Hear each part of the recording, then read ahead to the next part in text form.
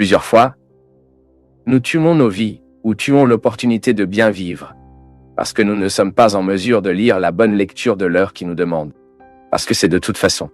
Chaque jour, le temps nous demandera quelque chose. Et c'est ce look attentif qui nous donne cette condition. Qu'est-ce qui m'appelle vraiment aujourd'hui? Quelle est la réalité aujourd'hui qui est inévitable? Mon peuple, parfois nous sommes si négligents dans la perception de cela que parfois nous gaspillons un mois, un an, 10, 20 ans, mettant notre engagement dans une réalité qui n'était même pas pour ce moment. Et c'est pourquoi il est si intéressant de développer la capacité de dire non et de dire oui. Que ce soit une compétence que seule la maturité nous apporte. Que parfois, parce que nous sommes immatures, nous ne savons même pas comment dire non. Nous ne savons pas comment regarder les urgences du temps.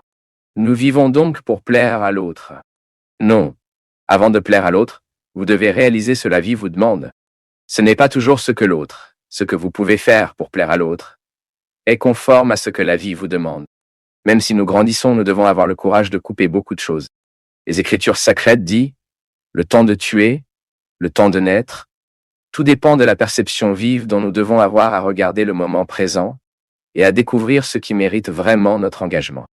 Combien de fois ai-je travaillé dans ma vie au mauvais endroit, dans la mauvaise question? Et puis, il n'y a aucun moyen d'être heureux. Il n'y a aucun moyen de trouver un contentement en sachant que mon engagement n'était pas là où j'aurais dû me consacrer. Il n'y a aucune possibilité que je me sente épanoui, de me sentir bien dans mes choix. Parce que ce qui me fera me sentir bien, c'est de regarder le contexte de mes choix et d'être à l'aise avec ce qui a été choisi. C'est intéressant car parfois notre mode de vie nous prive même de cela perception. Nous sommes très étranges pour nous. Ce n'est pas étrange pour l'autre, non. C'est étrange pour nous-mêmes. Étrange pour nous-mêmes. Le corps a besoin d'âme. Oui, j'ai besoin de soutenir ma vie. J'ai besoin de signifier mon sujet. J'ai besoin de mettre l'âme dans tout ce que je suis. Même dans la maison où je vis. Et la vie m'a appris que la maison n'est pas un groupe de murs. La maison est un sentiment qui me vient à l'esprit. Ce n'est pas seulement une construction de matériaux. Non. Quand je saisis ces murs que j'ai construits avec mon travail, j'identifie là l'âme qui me soutient. C'est un sentiment qui me vient à l'esprit.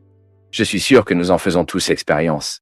Lorsque nous ouvrons la porte de la maison, lorsque nous entrons, c'est un bon sentiment qui nous arrive. C'est l'âme. C'est à ce moment que la matière est pleine de signification.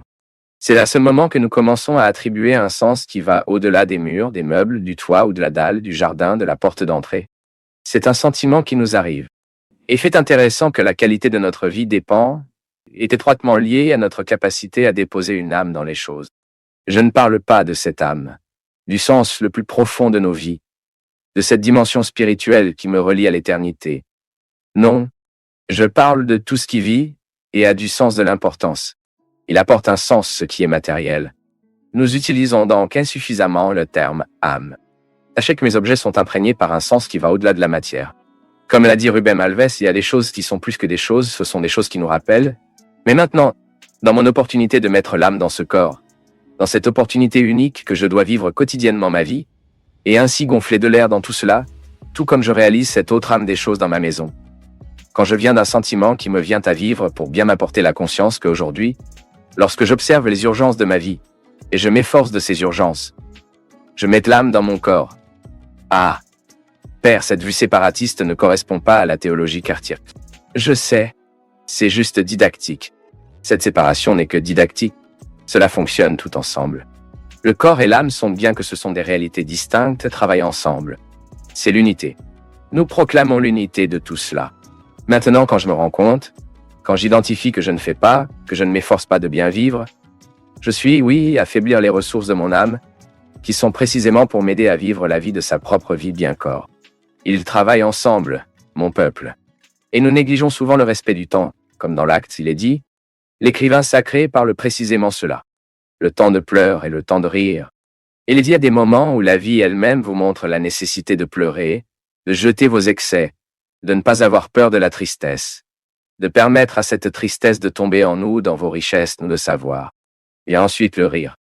Le rire n'est pas né par hasard. Nous avons déjà chanté cette chanson aussi, non? Je marche lentement parce que je suis pressé et apporte ce sourire parce que j'ai déjà trop pleuré. Le sourire est le résultat de la déchirure bien criée. Le sourire est le résultat final d'un processus de lutte que nous avons mis pour observer jour après jour quel est l'engagement ce jour-là me demande. Que dois-je faire aujourd'hui pour avoir le droit de sourire demain? Et c'est bien, tu sais pourquoi? Parce que, comme nous dépensons la pénure en sachant que ce sera constructif, peu de sourires naissent tout au long de ce processus. Lorsque nous parlons d'un sourire final, c'est juste la métaphore d'un processus de pluie. Eh bien, temps d'embrasser, il est temps de s'éloigner. Combien de souffrances, non? Pour comprendre la distance si nécessaire, la croissance de l'autre, c'est que l'enfant qui part à étudier ne peut pas conserver les enfants. Il est donc temps d'embrasser. Il est temps de prendre soin. Il est temps d'être ensemble. Le moment est arrivé, il est nécessaire d'étudier.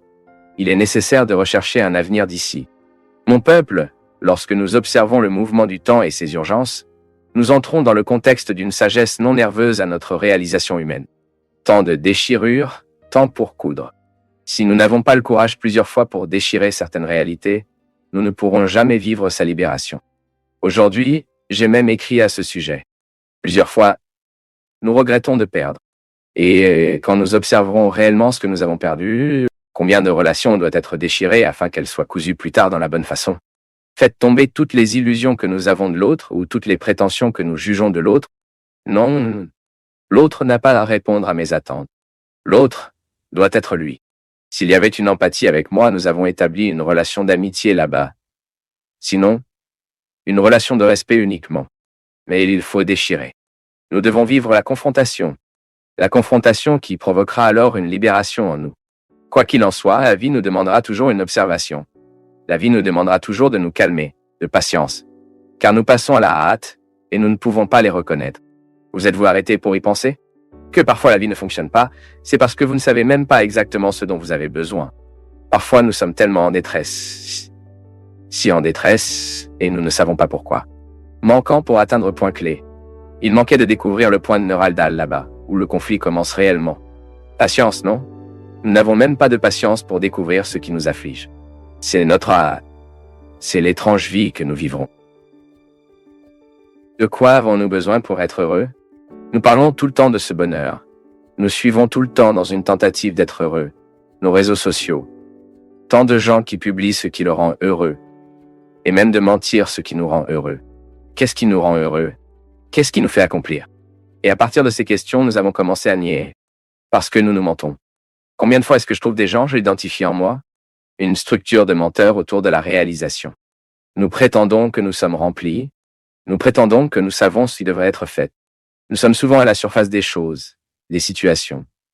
Et nous n'avons même pas le courage de toucher ce dont vous avez vraiment besoin pour être touchés, pour que nos vies soient meilleures. Nous avons tellement de recherches. Parfois, vous essayez d'être heureux grâce à votre travail. Si vous entrez parce que vous voulez réaliser quelque chose qui vous rend heureux, les rendez-vous, essayez d'être heureux grâce à cette datation. Ou déjà marié, essayez d'être heureux dans ce mariage. Cette vie est si courte, non? Pour que nous gaspillons l'opportunité d'être des hommes et des femmes joués, épanouis, heureux, parce que c'est le désir de Dieu pour nous. La conversion est cela. C'est vous d'identifier si, dans la structure de votre vie aujourd'hui, il y a quelque chose qui est un obstacle à votre accomplissement humain. Donc quand je regarde la structure de ma vie, ce que je dois renoncer aujourd'hui, je vois une réalité qui est favorable à ma croissance. J'ai besoin d'identifier ce qu'aujourd'hui, dans la structure de ma vie, représente un obstacle à ma réalisation. Il se peut que vous identifiez une amitié, par exemple, une pseudo-amizade, une fausse amitié, une école, qui a été un obstacle à votre croissance spirituelle et affective. Nous avons donc besoin de tout le temps pour articuler la réalité qui nous entoure. J'aime l'appeler nos ambiances, et à partir de ces ambiances que nous recherchons être honnêtement dans l'endroit où nous devrions vraiment l'être. Je pense que chaque être humain, même s'il n'en est pas très conscient, essaie toujours d'être heureux, même quand il manque. Même lorsque nous faisons des erreurs, nous essayons en quelque sorte d'être heureux. Il se peut que vous soyez sous l'influence d'une personne qui ne veut pas bien, qui est dépendante de celui qui le détruit, ou qui l'emmène dans un contexte de fidélité à lui-même. Oui, nous pouvons souvent devenir dépendants aux personnes mauvaises. Et soudain, l'ennemi subit nos cœurs, nos dispositions, et nous nous éloignerons du chemin que Dieu veut pour nous. Je répète que c'est un chemin d'épanouissement. C'est un chemin de bonheur. Dieu ne veut pas notre souffrance. Nous souffrons parce que nous sommes humains. Cela fait partie de notre état.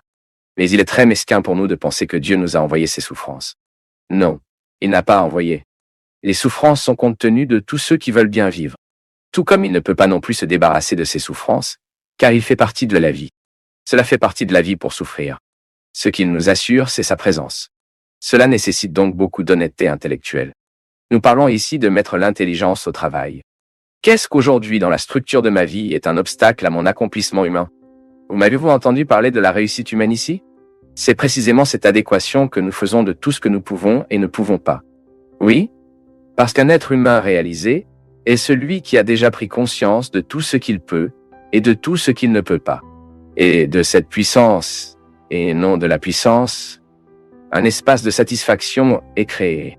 C'est la satisfaction d'être qui il est, de faire ce que vous faites, de travailler sur ce que vous travaillez, d'étudier ce que vous étudiez, de vivre avec ceux qui vivent. Et nous ne pouvons pas toujours, dans cette réalisation, faire seulement ce qui nous plaît. À être particulière, les gars, j'aime à penser que Dieu est toujours favorable, que mon expérience avec le Seigneur m'est toujours favorable. Jamais, je n'ai jamais pu comprendre que mon expérience avec Dieu pourrait être un obstacle à mon accomplissement humain. Dieu veut de mon meilleur. Et il y a longtemps, je me déchire, vous savez, de mauvaise compréhension que Dieu voulait ma souffrance. Par exemple, Dieu n'a aucun intérêt que vous deveniez une personne malheureuse. Le malheur n'est pas le projet de Dieu pour nos vies.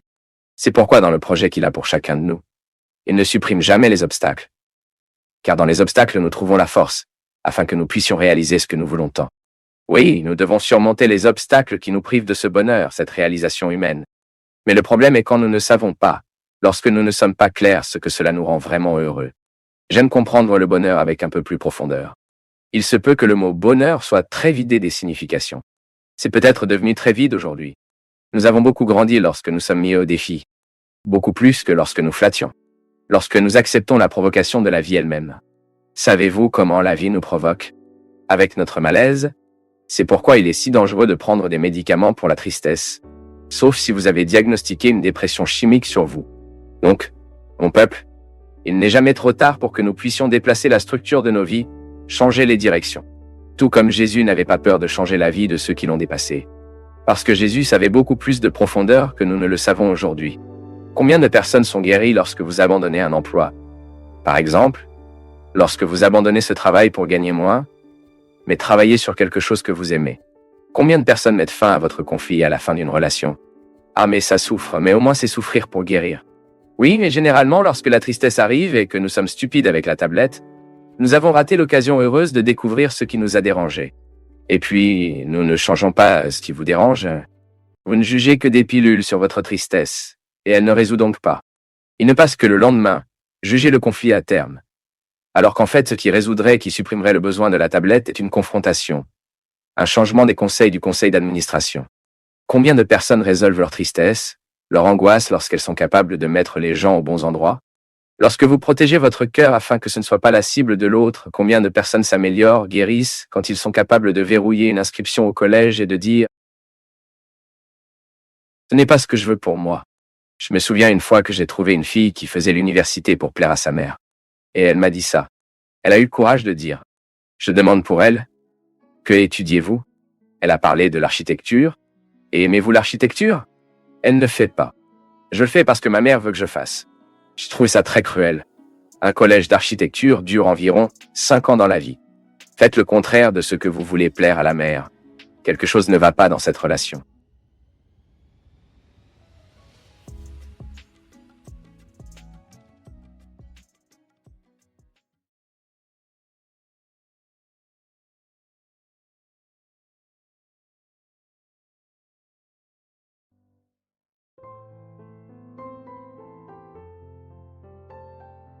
Vous voyez, l'Église définit comme le péché mortel le péché qui a une plus grande gravité.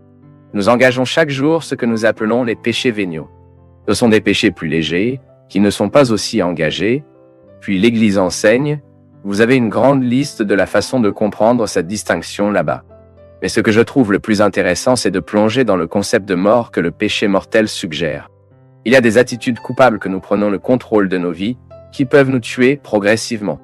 Nous pouvons faire attention. Par exemple, contre notre corps. C'est un péché mortel. Attention contre ma vie ainsi que le vol.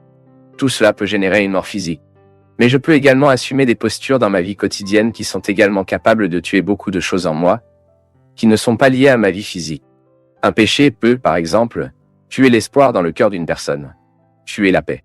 Et puis nous déplions ce concept de péché mortel dans toutes ces attitudes humaines qui sont capables de provoquer et de générer une destruction.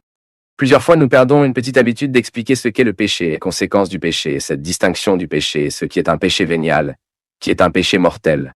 Maintenant, la chose la plus importante est de constater que, en comprenant ces péchés, nous devons découvrir un moyen de convertir.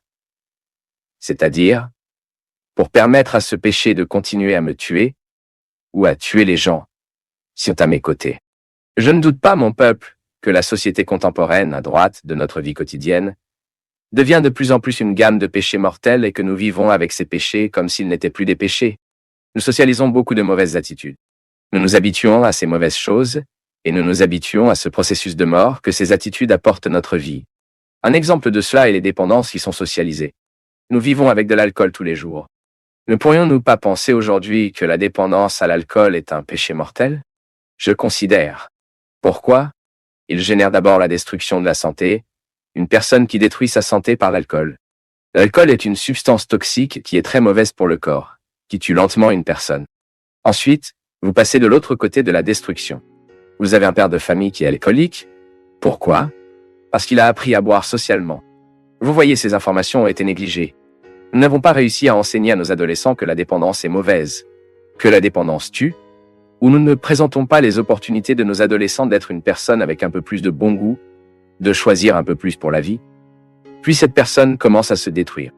Quand nous avons une personne qui se tue physiquement, nous avons aussi d'autres personnes meurent spirituellement. Parce qu'il est très triste que vous voyez une personne que vous aimez, ivre, sans contrôler votre propre vie, incapable de prendre des décisions importantes. Parce que l'alcool, il le fait avec la personne, il sapera sa capacité à aimer. La capacité d'aimer et ensuite la capacité d'aimer l'autre. Vous pouvez voir, l'alcoolisme, il passe dans la vie d'une famille et il répartit la non-aime. C'est une chose terrible. C'est un péché mortel de notre époque. Socialisé. Pourquoi? Pourquoi est-il socialisé? Parce que nous avons ouvert les réfrigérateurs de nos maisons et nous voyons que les bières sont là.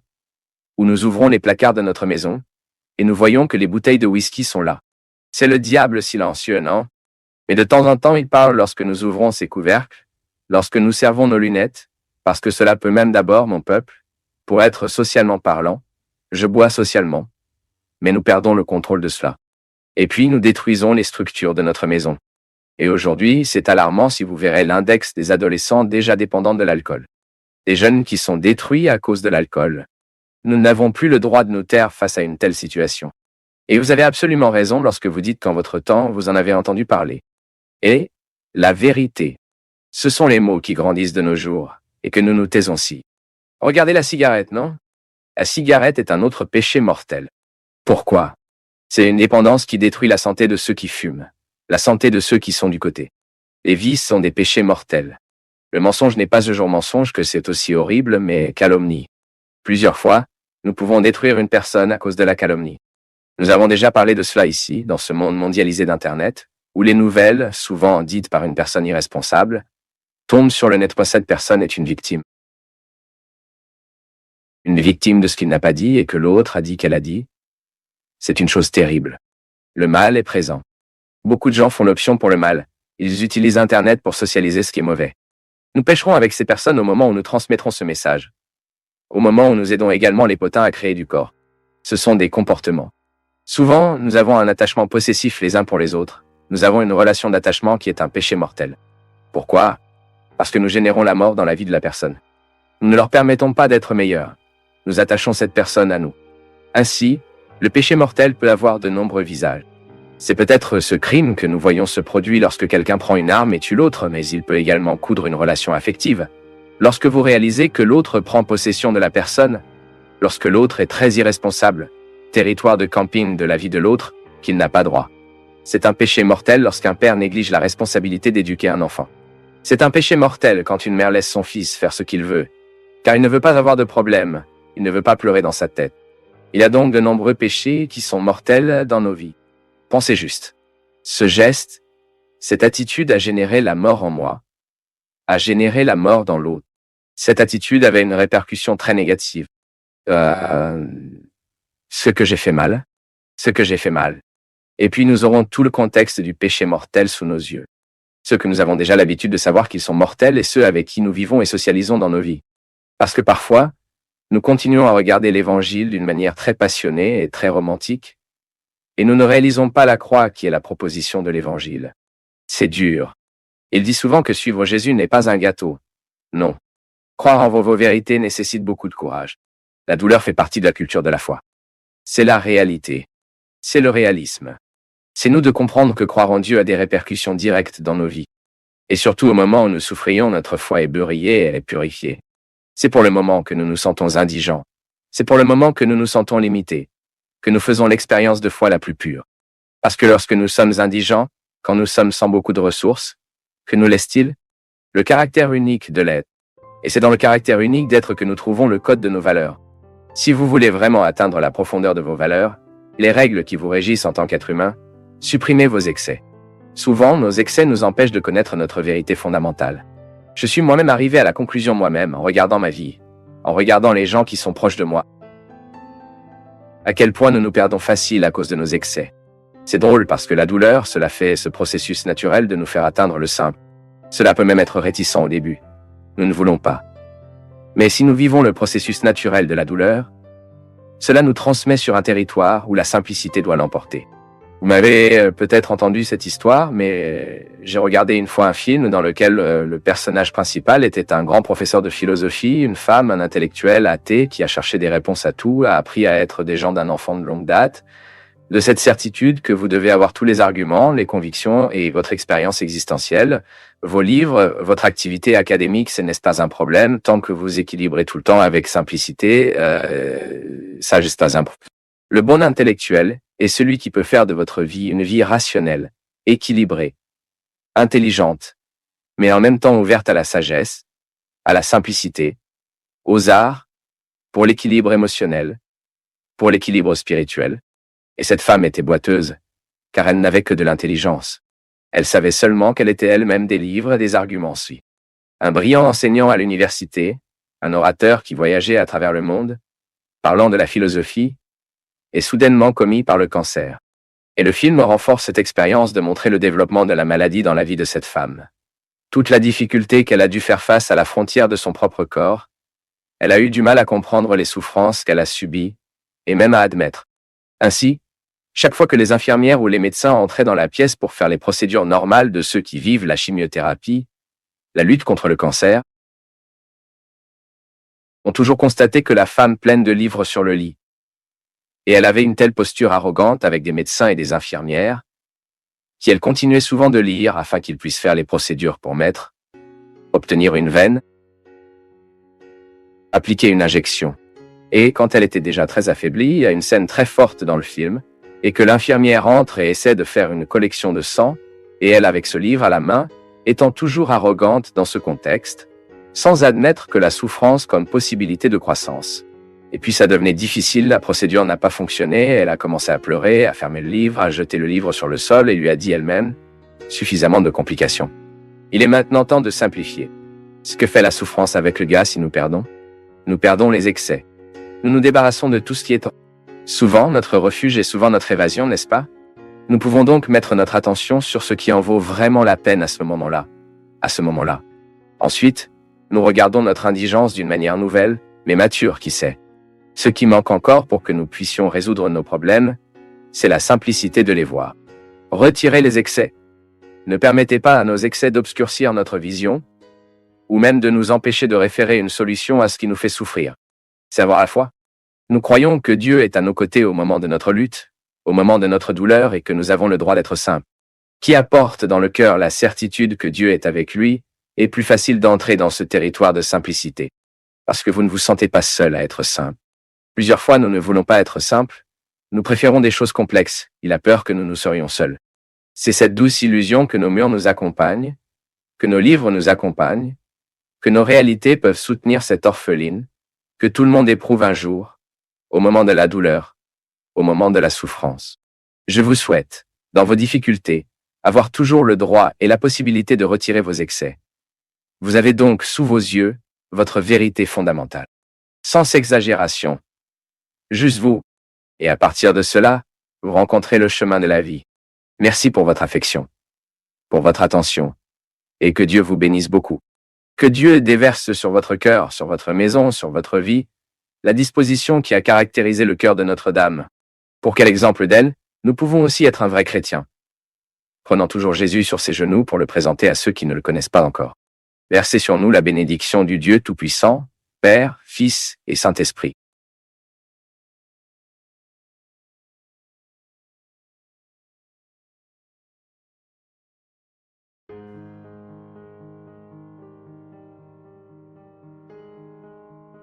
Dieu ne peut pas être compris comme quelqu'un qui est là pour nous accorder des faveurs tout le temps.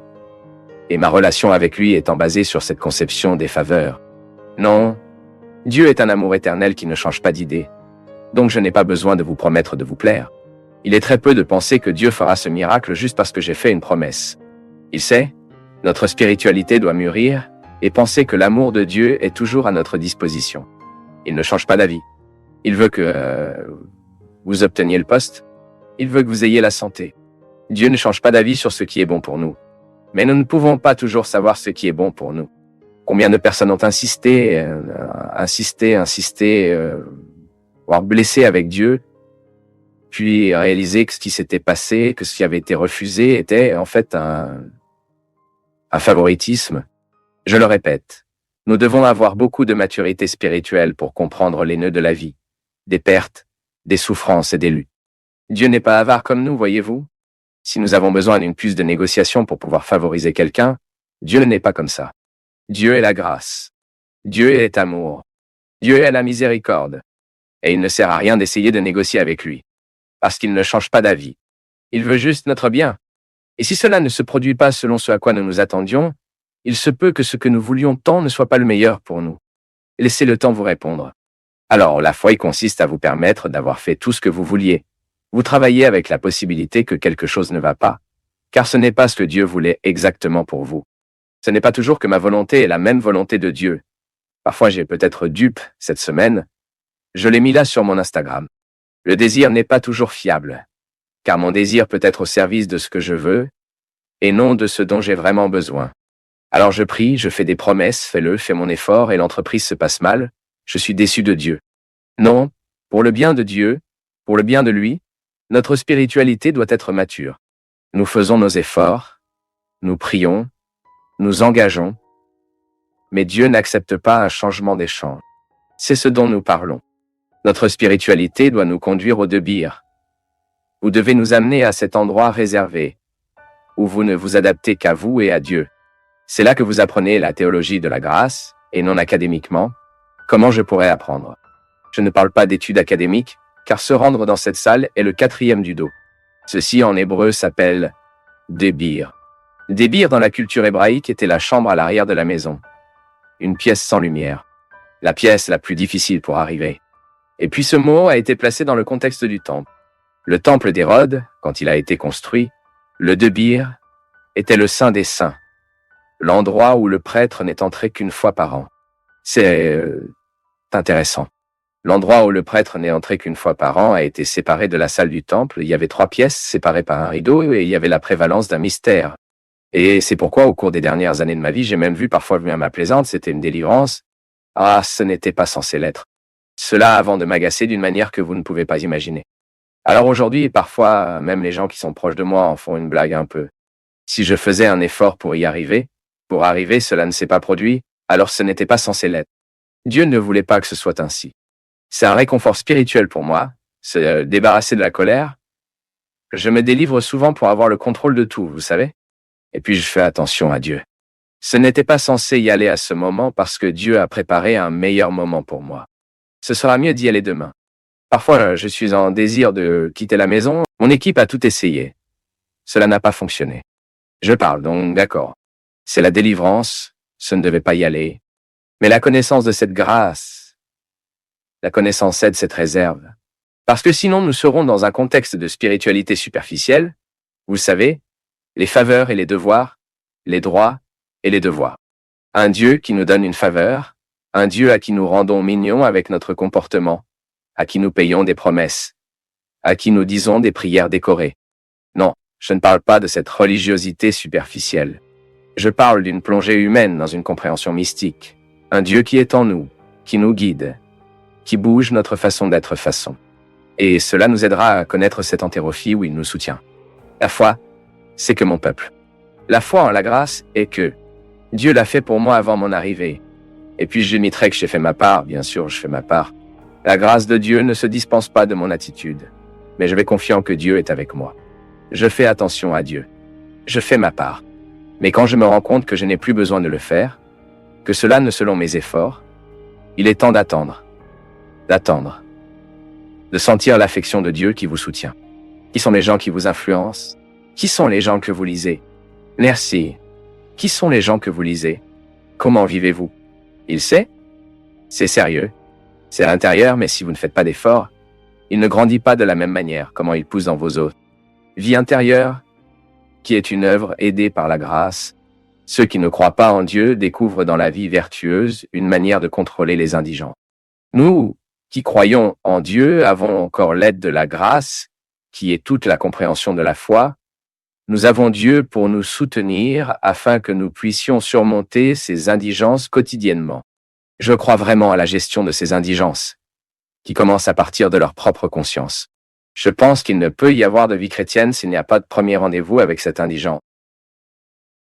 Une réception de cette indigence. La libération des refus. Si je vis un rejet pour ce que je suis, si je n'ai pas encore assisté à l'être limité que je suis, je ne pourrai jamais améliorer l'être que je suis. Maintenant, à partir du moment où je vis une expérience amoureuse qui n'est pas de condescendance, je ne serai pas condescendante à ma faiblesse, mais je l'accueillerai de manière aimante. Je commence alors de cette grâce de Dieu qui m'aide à surmonter. Et c'est aussi un facteur important car il ne s'agit pas seulement de reconnaître et de parler. Par exemple, je suis une personne jalouse, je suis comme ça. Il s'agit de la première étape, mais il est nécessaire de donner la transformation suivante. Quand je dis que je suis, j'entre dans le mystère de mon identité. Et c'est génial quand j'ai le courage de dire que je suis à celui avec moi, parce que je vis un engagement. Donc si tu me reconnais jaloux et je dis toujours que je ne fais pas, je vais à peine commencer un processus pour surmonter cela. Maintenant, si je m'engage à vous, oui, je le suis vraiment. Je vis un engagement envers ce que je vous ai dit. Donc mon identité est partagée. Je commence à sortir de l'individualité et à vivre en tant que personne, ce qui est précisément pour me faire éliminer les autres. Et c'est la façon de guérir, non? C'est la façon de guérir. Conscience éclairée, elle nous transmet naturellement vers des solutions. C'est très intéressant lorsque j'identifie que de nombreux processus humains sont paralysés précisément parce qu'ils ne sont pas conscients de ce dont ils ont besoin.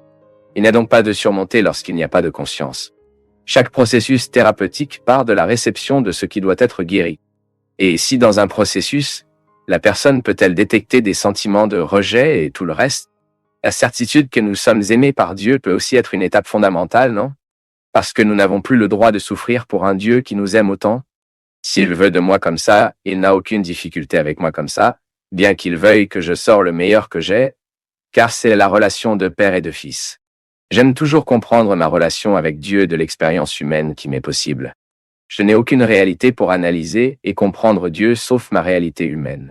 Alors quand je regarde un père libre, pas si conditionné en voulant que le fils soit ce qu'il veut, mais quand un père reconnaît que son fils se dirige vers ce qu'il peut vraiment être, il ne peut pas avoir plus de joie à son père. Puis il réalise la réalisation de cette créature qu'il a mise dans le monde. La même chose que nous et Dieu. Chaque fois que je m'envoie pour devenir qui je peux être, Dieu est content de moi. Et je finis par manifester mon bonheur. Ma réalisation. Ouais, ça semble simple, non les gars? Mais pourquoi comprimons-nous autant? Ouais, la théorie est simple, tu vois. Mais parfois, vous savez que même nous n'avons aucune clarification de la théorie, nous étudions peu. Il a beaucoup à étudier.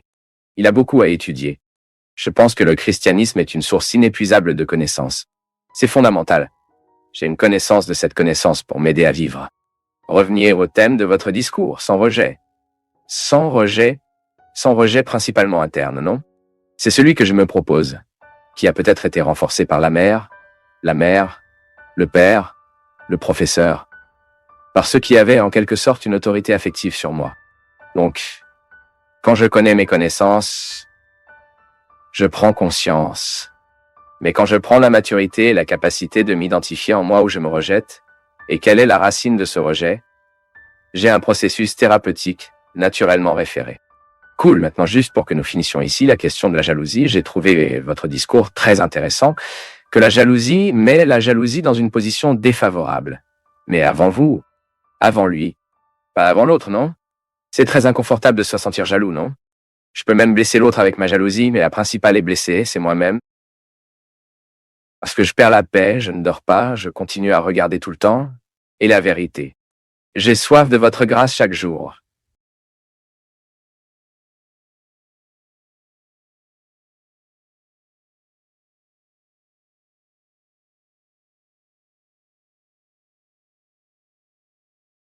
Père, comment se débarrasser des dépendances et des habitudes qui nous laissent dans les péchés? C'est vraiment des combats, non? Le maximum que nous pouvons faire est de demander des conseils, puis est une lutte personnelle. Si vous ne présumez pas devant vous les engagements que vous avez, les objectifs à atteindre, si je suis négligemment ce qui est urgent aujourd'hui, il est très probable que cela me suffisait demain. C'est cette table qui s'accumule d'emplois, non? Parce que nous ne pouvions pas faire notre travail quotidien. La dépendance est la même chose, mon peuple. Si vous ne travaillez pas avec lui, si vous ne traitez pas avec lui, comment allons-nous nous débarrasser des excès? Il lance une dose par jour. J'aime vraiment la proposition des alcooliques anonymes, par exemple. C'est ma journée de sobriété. Ils ne sont pas préoccupés par ce qu'il était hier. Et ils ne sont pas préoccupés par ce qui sera demain. La sobriété d'aujourd'hui est devant ce verre qui est devant moi. C'est ainsi que nous gagnons. Si je ne mets pas mon objectif, si je ne mets pas ma lutte quotidienne là-bas, il est très probable que je n'obtiendrai pas grand-chose dans cette vie. C'est comme étudier pour l'examen d'entrée, non? Il n'y a aucun moyen que vous puissiez tout étudier à la fois. Si vous n'allez pas en partie, vivant le processus, quand il arrive, le temps arrive une veille, vous voudrez tout étudier à la fois, ne réalisez pas. Nous nous débarrassons des dépendances comme ça. Et de la même manière, nous obtenons aussi la vertu de l'errance. Personne ne devient vertueux du jour au lendemain. Tout comme personne n'est défectueux pendant la nuit jusqu'à la journée.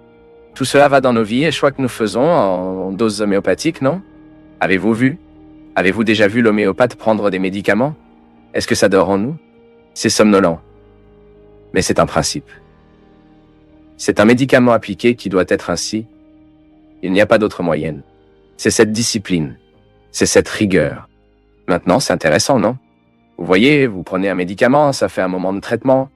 Mais maintenant, bien sûr, l'âme, l'esprit est également discipliné à ce moment-là.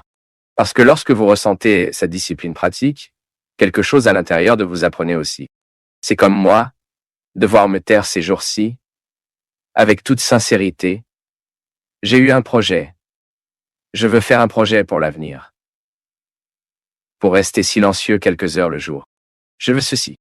Parce que j'ai découvert une telle chose en silence qui se disciplinait. C'est très bien lorsque vous passez par l'expérience de cette discipline. Aujourd'hui, par exemple, je voyais dans la nouvelle de la tragédie de Santa Catarina. Le garçon était allongé sur le lit, il était totalement immobilisé. Alors le médecin a dit qu'il rendrait les mouvements du corps pendant la physiothérapie. Et puis ils lui ont demandé à droite comment il se sentait. Et j'ai trouvé sa réponse impressionnante. Il a dit comme ça, je me sens mieux qu'avant la tragédie. Ensuite je signale, mais pourquoi? Il a dit, parce que je suis ici immobilisé, incapable de sortir d'ici, mais vous n'avez aucune idée de la quantité de choses en moi. Je suis transformé en un être humain plus aimant. Et je dis que souriant, les gens, allongés dans ce lit, inutilisable, disant tout cela, je deviens un être humain plus patient. Je me transforme en être humain que lorsque vous vous lancez ici, fera beaucoup pour les gens qui ont besoin de moi. J'ai trouvé ça fantastique, non? Cela a fait de ce moment un moment d'apprentissage. Ouais, je pourrais demander, non? Comment me débarrasser de mes excès, non? Comment me débarrasser de mes dépendances? Il se peut que si cela ne vient pas par amour, mon ami, viendra par douleur. Vous devrez passer par un moment de difficulté pour que vous puissiez purifier vos excès, puis vous entrez dans la dynamique de la transformation que chaque être humain doit passer. Les gars, c'est tellement beau pour vous d'identifier que l'évangile nous supprime les excès que vous obtenez plus légers. Suivre Jésus, c'est que vous êtes plus léger. Tout comme ce garçon allongé sur le lit avait le sentiment qu'il était transformé par la force de la souffrance. Un être humain plus léger jetait l'excès. Et est vrai, parfois lorsque nous vivons une telle expérience, nous jetons nos excès. J'ai trouvé un père qui a perdu son fils dans un accident très tragique. Et cet homme, il était tellement purif.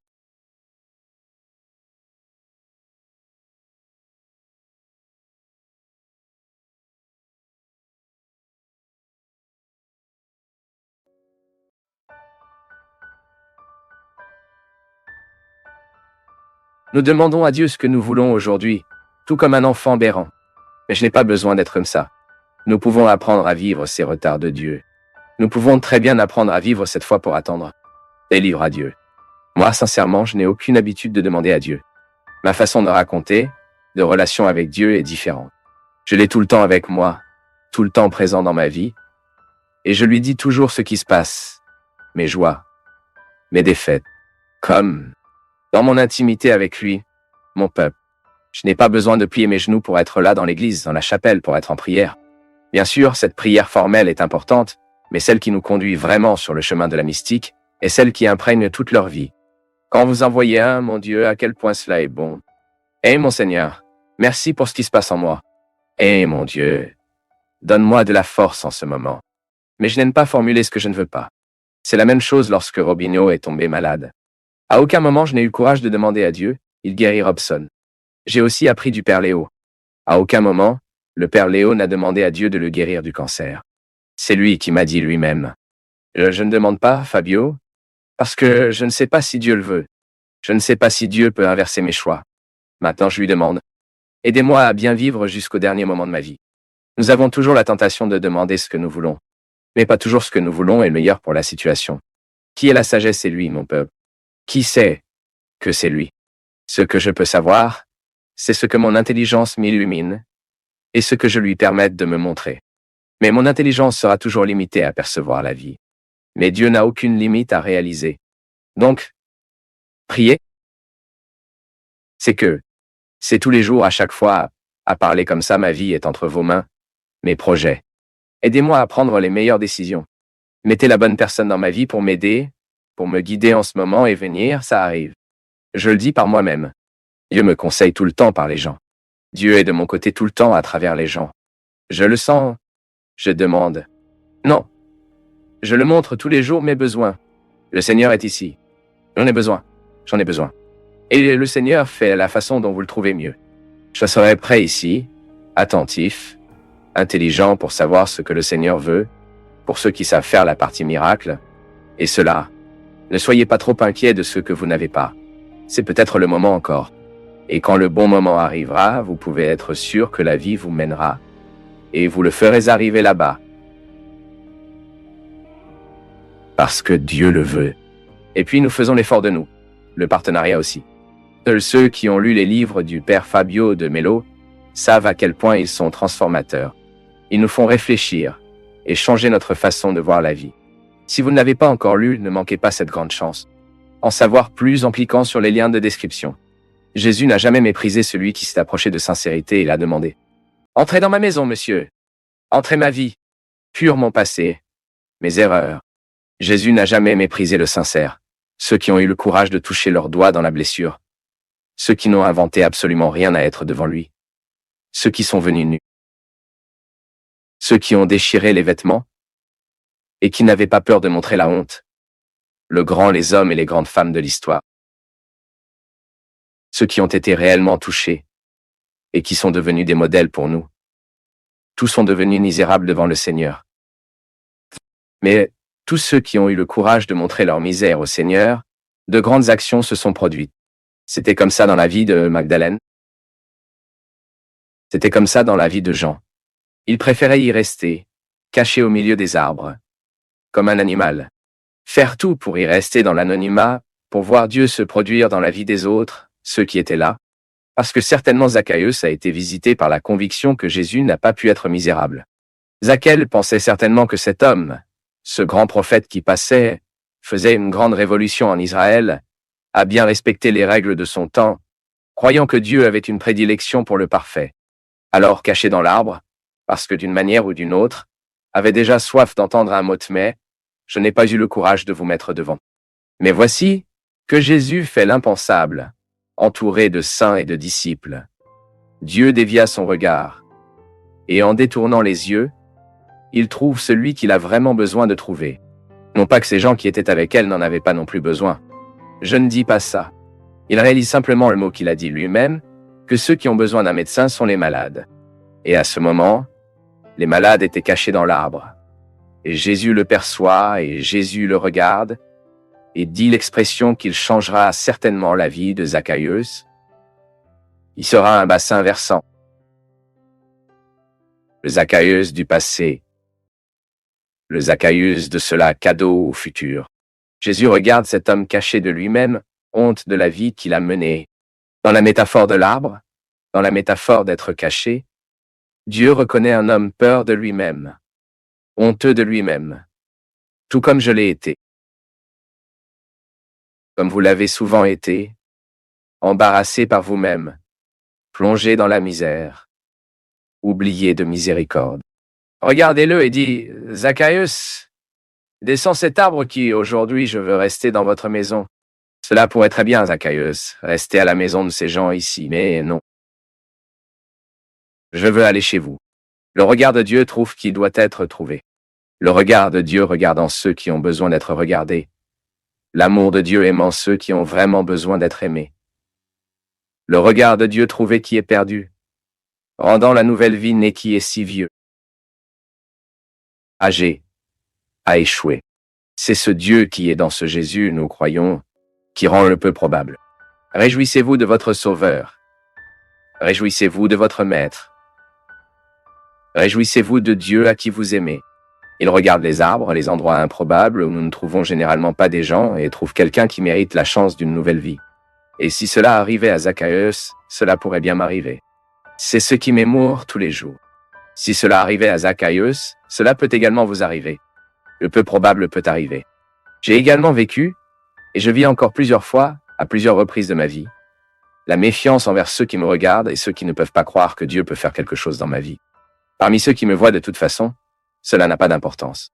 Nous serons toujours victimes de personnes qui ne sont pas du tout engagées dans leur vérité. Ce n'est pas un problème. Cela fait partie de nos vies. Maintenant, ce qui doit nous déplacer, c'est le regard improbable de Jésus, nous répare,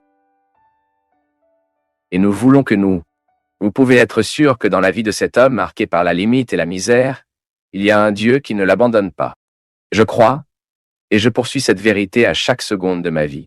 Et vous avez le droit de le croire. Vous pouvez même croire que Dieu a plus à faire dans la vie de votre frère, parce qu'il est un peu mieux que vous. Mais il est peu probable que nous voyions se produire. C'est peu probable. C'est Jésus au milieu de cette multitude d'hommes et de femmes hétéros, disciples ultérieurs de la religion de son temps. Et il détournait les yeux et faisant attention à la prostituée qui est prête à être lapidée. C'est le peu probable.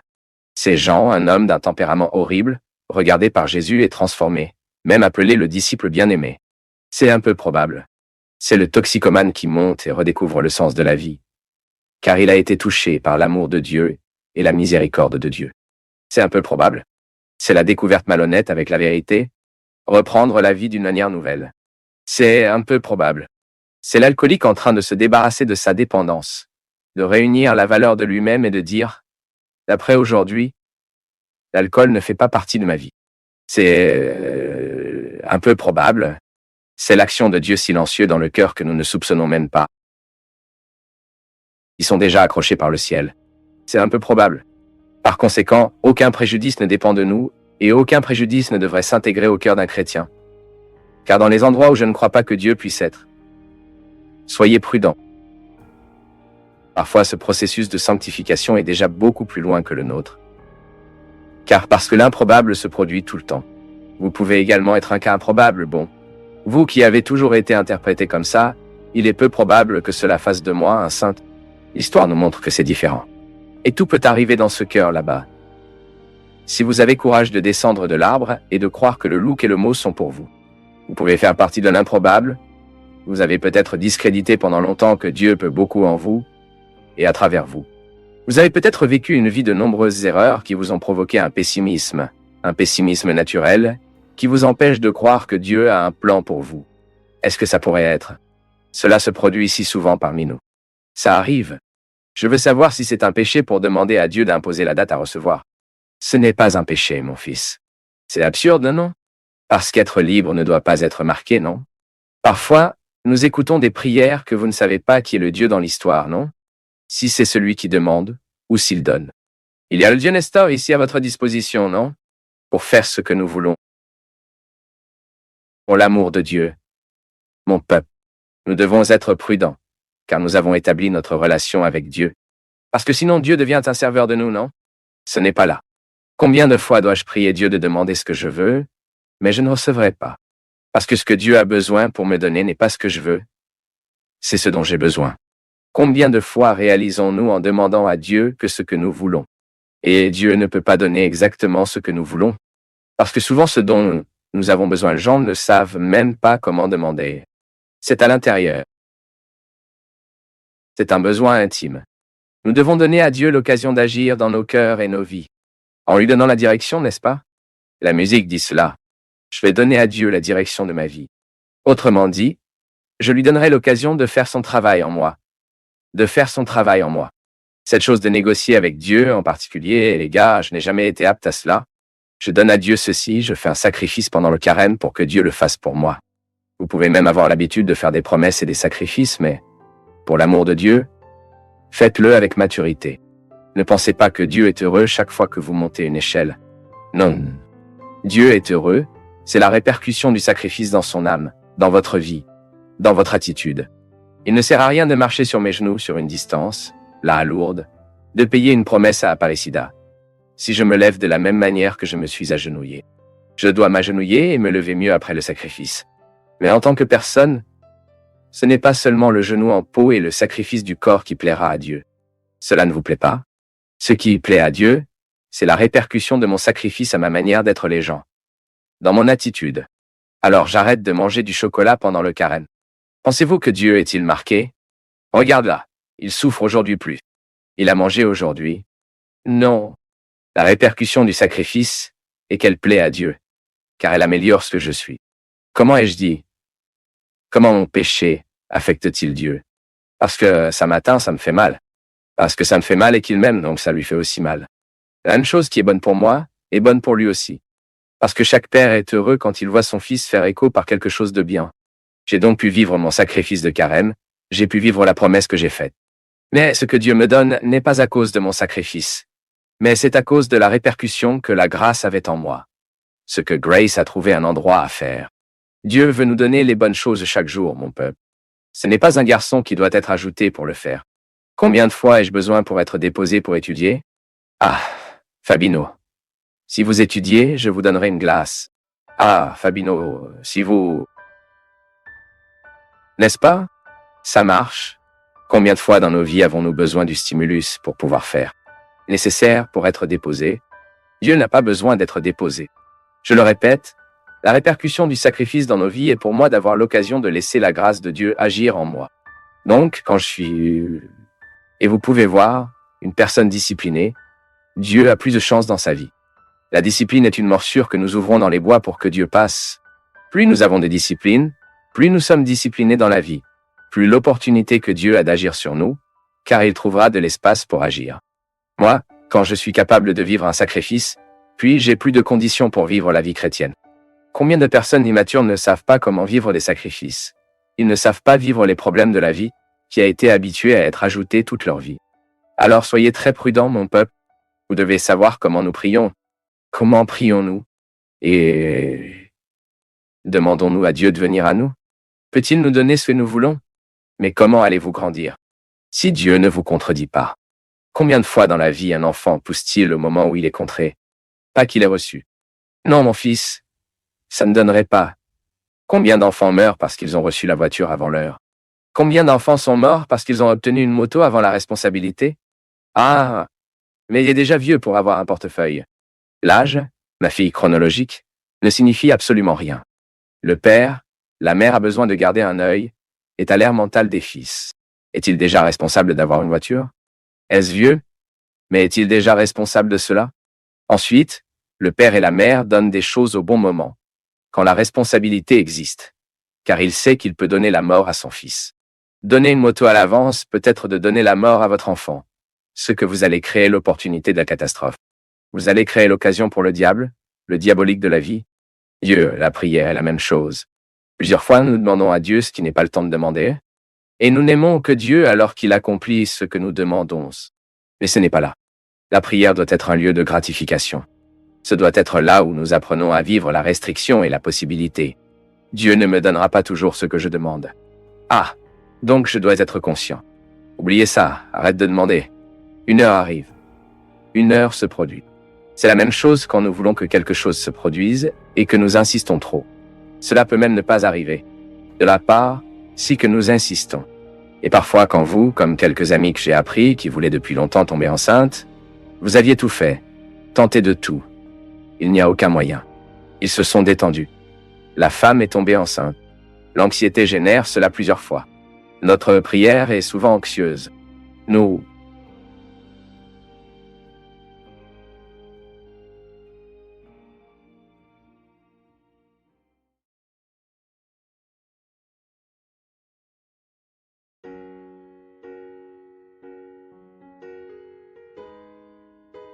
ayant l'occasion de se lancer dans votre maison ce soir-là, d'établir une communion avec vous, votre famille, vous qui venez d'arriver du travail, ou qui êtes arrivé de l'université, ou qui attendait déjà ce moment de réunion.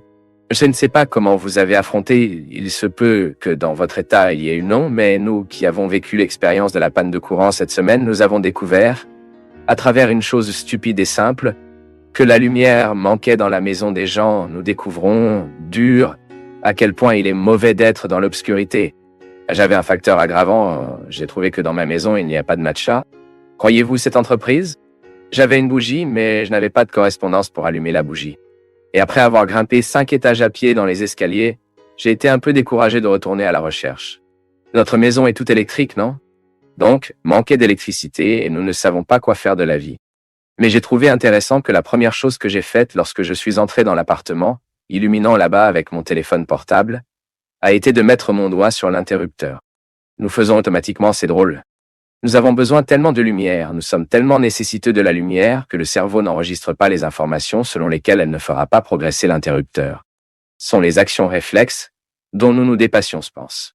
Nous le faisons parce que le besoin impose. Impose sur le corps. Impose au cerveau. Nous vivons et dépendons de la lumière. Et à ce moment où nous n'avions pas de ressources légères, nous ne savons même pas quoi faire. Nous perdons un peu la référence. Je me demandais, vous connaissez mon peuple, le jour de la panne de courant, que parfois dans nos vies, cela arrive la même chose. Nous traversons également des périodes d'obscurité où nous nous perdons un peu. Mais c'est vrai. Nous sommes tellement perdus, parfois dans la vie, que nous pouvons faire cette comparaison. Tout comme nous ne pouvions pas marcher dans notre maison sans que nous ayons un minimum de lumière pour guider nos destinations, nos pas, dans nos vies, la même chose se produit. Et cet inconfort de l'âme, non? C'est cet inconfort que vous ne savez pas quelle voie à suivre, quelle décision prendre, quelle est la bonne chose à faire maintenant, où je vais, comment je contourne les sentiments qui me jugent dans un processus d'obscurité. Et puis soudain, nous constatons qu'il y a quelque chose, tout comme quelqu'un vient nous aider avec Blackout. Venez nous prêter un match, venez nous prêter une lampe de poche, dans les moments d'obscurité de notre âme, dans le désespoir à plusieurs reprises dans la vie. Quelqu'un peut également prêter une lumière. Et de plus en plus, je suis convaincu que cette lumière est passée d'après un mot. Cela passe par des conseils. Je suis fasciné, mon peuple, avec la capacité que les mots doivent bien faire dans nos cœurs.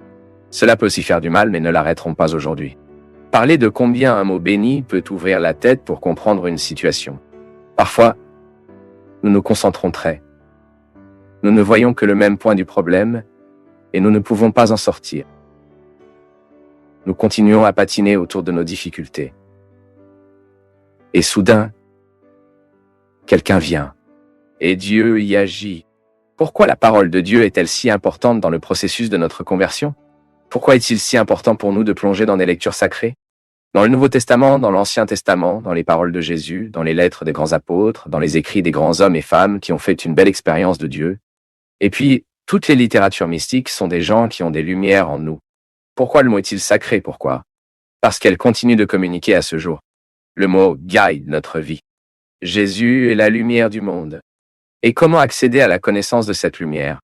À travers les sacrements, par la prédication, par la lecture de la parole, à travers l'institution catéchétique, de toutes les activités que l'Église propose pour que nous puissions plonger dans la connaissance du mystère de la lumière. C'est ainsi que fonctionne la vie. Il y a des moments où l'obscurité va massacrer à propos de nous. Puis qu'allons-nous faire? Faisons la tête sur les murs ou allons-nous obtenir la solution? Cherchons un moyen de trouver une issue? Découvrons quelque chose qui peut éclairer notre destination afin que nous ne continuions pas à nous frapper la tête, afin de ne pas continuer à faire des erreurs de la même manière? Ensuite, chacun réagit comme il le peut ou il veut. Le fait que les panneaux de courant existent, c'est certain. C'est un fait. Beaucoup d'entre nous aujourd'hui sont en quelque sorte effacés. Beaucoup d'entre nous aujourd'hui sont immergés dans des conflits, des dilemmes, des sentiments contradictoires, des sentiments qui blessent, se gâtent. Beaucoup d'entre nous aujourd'hui sont abattus par des événements. Mais ensuite, nous avons la possibilité d'essayer de chercher quelque chose qui peut allumer une lumière en nous. Que Dieu vienne charger notre âme. Branding notre âme signifie que nous demandons à Dieu d'éclaircir notre esprit, qu'il réorientera nos sentiments, nos cœurs, notre conscience. Combien de fois nous sommes dans la vie? Tant de fois dans la vie. Nous faisons une erreur parce que nous manquons de clarté dans la conscience. Il manquait de clarté dans le processus. C'est ce que nous demandons. Brûler mon âme, ce n'est pas que Dieu résoudra nos problèmes. Il nous aidera à allumer la lumière que vous devez vous éclairer pour arriver à la solution que nous devons trouver. Chaque fois que nous passons par un processus de choix, il est naturel de naître l'angoisse. Le philosophe Sartre a déclaré que la genèse de notre angoisse est précisément dans les possibilités. Ce sera plus en détresse qui avait le plus de possibilités, car il peut choisir.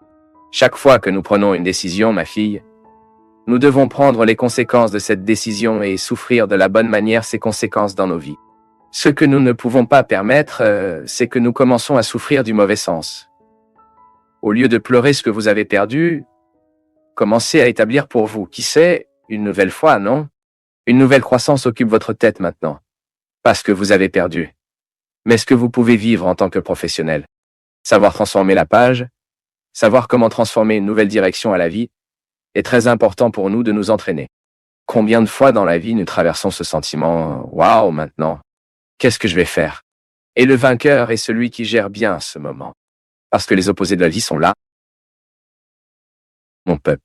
Parfois nous choisissons bien, parfois nous choisissons mal, mais faisons quelque chose de bien ce que nous avons fait. Ce que nous avons choisi. Bien que vous arriviez à la conclusion, Sheila, que vous ayez mal choisi, découvrez cette opportunité que vous avez aujourd'hui une raison pour vous d'aller plus loin. Sortir de la zone de confort. Comme vous l'avez dit vous-même, n'est pas facile. Maintenant, c'est très aussi dangereux. Nous sommes dans la zone de confort pour plus de commodité. Car nous ne voulons pas souffrir. Car nous ne voulons pas nous soucier. Prudent. Chaque fois que vous êtes très à l'aise dans vos choix, demandez-vous. Il ne s'agit pas de vous précipiter et de tout changer maintenant. Non, mais découvrez ce que dans cette zone de confort signifie la commodité. La commodité. Apprenez à différencier la satisfaction, la stabilité de l'auto-indulgence. Nous devons toujours grandir. Et cette zone de confort peut être très dangereuse pour l'être humain. Chaque fois que vous dites « Oh, je sais déjà comment faire cela, parce que je le fais pendant 20 ans. » Attention, parce que vous pouvez être trop dépassé dans votre façon de le faire parce que vous n'aviez pas le courage de faire attention à la façon dont les autres le font. Vous risquez de perdre du temps, vous risquez de vous qualifier un peu plus votre façon de travailler simplement parce que vous n'aviez pas le courage de faire attention à ceux qui font différemment de vous. C'est très important. Dans la zone de confort, nous avons l'occasion de savoir où je peux être mieux. Ce n'est pas un problème que vous découvrez cet inconfort dans la vie. Vous savez que vous êtes qui vous devriez être. Mais en même temps, vous vous débarrassez d'être toujours en question l'être que vous êtes. Le professionnel que vous êtes, de devoir aller de l'avant, non? C'est tellement bon que vous prenez un cours de temps en temps, vous vous arrêtez pour entendre un discours différent du vôtre. Il est bon que nous soyons ajoutés, non? Nous grandissons. Et ça a la possibilité de pouvoir aller de l'avant. Pouvoir sortir de cet endroit commun est toujours aussi bénéfique pour l'être humain, non? Il n'est jamais trop tard pour apprendre. La vie est beaucoup plus intéressante lorsque nous apprenons quelque chose. Et c'est vrai. Qu'est-ce que j'apprends? À ce stade de ma vie, qu'est-ce que j'apprends? Quelque chose que je dois apprendre. Nous avons besoin de temps pour apprendre. Est-ce que tu sais pourquoi? Lorsque nous sommes prêts à apprendre à nouveau quelque chose, notre être, il entre dans une dynamique. Il reprend une dynamique. Il est à nouveau jeune. Parce que nous ne voulons pas mourir sans avoir l'occasion de toucher la beauté de la vie. Et c'est vrai, quand je trouve que ce mot signifie cela, c'est comme si un nouvel horizon m'ouvrait. J'ai ouvert les portes d'un sens que je ne connaissais pas. Quand je serai prêt à apprendre une nouvelle langue, j'entre dans une nouvelle période de ma vie. Quand je serai prêt à aller à l'université, quand je devrais apprendre un métier, une chose simple, non? Je suis là pour préparer ma maison. J'y suis. J'y vais dans le jardin. Je vois le jardinier faire. Je veux apprendre. Je ne veux pas voler le service du jardinier. Je ne veux pas le faire pour lui. Mais je veux, quand il est en panne, je sais comment le résoudre moi-même. Donc quand la femme m'apprend pourquoi la plante, ça je fais attention parce que l'apprentissage de cette leçon est bien plus que d'apprendre quelles sont uniquement. Mais cela met mon âme dans une dynamique qui le rend plus jeune, plus heureux. Apprendre. Mon peuple, je vais vous avouer quelque chose. Pendant un certain temps, je vivais dans le contexte académique, avec des personnes très préparées, avec un doctorat, de celle-ci. Mais parfois, les gens sont si sans sel, si insipides. Pourquoi? Parce qu'ils pensent qu'ils savent déjà tout. Mais j'ai également eu l'occasion, dans le même contexte académique, de personnes très bien préparées, de trouver des gens qui en savent beaucoup, mais font semblant de ne pas savoir. Parce que lorsqu'elle prétend qu'elle ne sait pas, elle a la possibilité d'établir une réunion qui peut lui donner une certaine sagesse. Ce n'est pas prêt. Nous sommes intéressés par ce que l'autre fait, parce que nous apprenons. Apprendre peut-être aujourd'hui est la plus grande urgence, car nous mettons notre âme dans une nouvelle dynamique. Si aujourd'hui je suis prêt à apprendre quelque chose, je fournis une renaissance. Qu'avons-nous besoin d'apprendre? Je suis sûr que vous devez encore apprendre beaucoup. Faites votre engagement. Découvrez ce que vous pouvez commencer aujourd'hui dans votre vie. Vous ne dormirez pas, alors sans découvrir de nouveaux mots. Il y trouve un moyen. Aujourd'hui, vous incorporerez 2 nouveaux mots dans votre vocabulaire. Apprendre, vous commencerez à vous intéresser un peu plus à regarder le monde et à savoir qu'il y a une opération qui vous intéresse. Apprenez comment fonctionne votre corps. Et si je mange ceci maintenant me blessera? Et si je mélange sa nourriture avec celle-ci? N'est-ce pas la chimie qui favorisera ma santé? Quelque chose que nous devons apprendre. Apprenez un peu les uns sur les autres, non? Parfois, nous risquons de passer toute notre vie sans en apprendre beaucoup. Et je n'aimerais aujourd'hui que vous avez l'occasion de bien préparer votre avenir, car c'est ce que Jésus fait quand il traverse vraiment nos voies. Il nous prête une nouvelle façon de regarder le monde. Jésus nous donne une nouvelle façon de nous regarder et de nous-mêmes, et de ceux qui sont de notre côté. Et en nous prêtant une nouvelle façon de regarder, il nous enseigne. Nous enseigne le plus beau. Nous apprend à apprendre. Parce que celui qui est prêt à apprendre est occupé pour le reste de sa vie. Il n'y a pas de monotonie au cœur de celle qui était disposée à vivre l'apprentissage de la vie.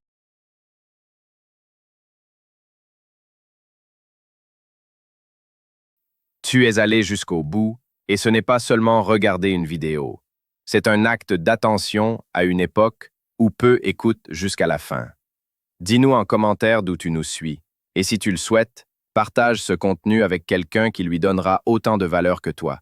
Merci, une grande accolade, et à très bientôt.